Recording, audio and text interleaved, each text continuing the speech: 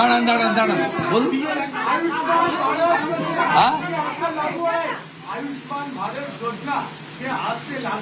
Honourable prime minister साहब का commitment था, बीजेपी का मैनिफेस्टो में था।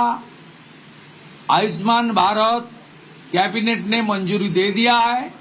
बाकी हेल्थ डिपार्टमेंट, सेंट्रल गवर्नमेंट का हेल्थ डिपार्टमेंट के साथ एग्रीमेंट और दूसरे तरीके जो प्रक्रिया करना चाहिए वो प्रक्रिया आज से शुरू हो जाएगी।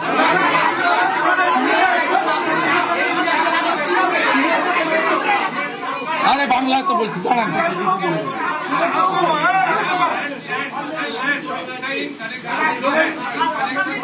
আপনাকে ক্লিয়ার করে দিই, কোনো চালু থাকা সামাজিক প্রকল্প বন্ধ হচ্ছে না। কোনো সামাজিক চালু থাকা প্রকল্প, এটা আমরা আমাদের কর্মসূচি মানে প্রচারকালীনও বলেছি।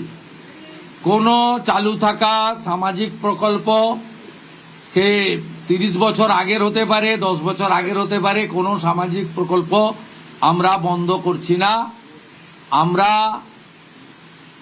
পেপারলেস অফিসও করব। আমরা সমস্ত পোর্টালগুলোকে আপডেটও করব এবং সমস্ত বেনিফিশিয়ারি ডিবিটির মাধ্যমে, যেটা নরেন্দ্র মোদীজির নেতৃত্বে দেশের সরকার করেছে, ডাইরেক্ট বেনিফিট ট্রান্সফারের মাধ্যমে হবে এবং সবটাই স্বচ্ছতার সঙ্গে হবে।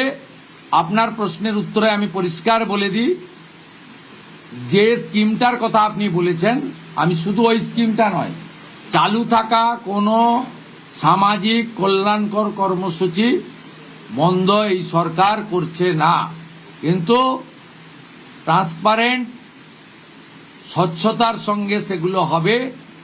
কোনো মৃত ব্যক্তি তিনি কোনো সামাজিক প্রকল্পের সুযোগ পেতে পারেন না, আপনিও বলবেন না পাওয়া উচিত নয়। কোনো অভারতীয় তিনি ভারতের কোনো প্রদেশ বা জাতীয় সরকারের কোনো বেনিফিট তার পাওয়া উচিত নয়।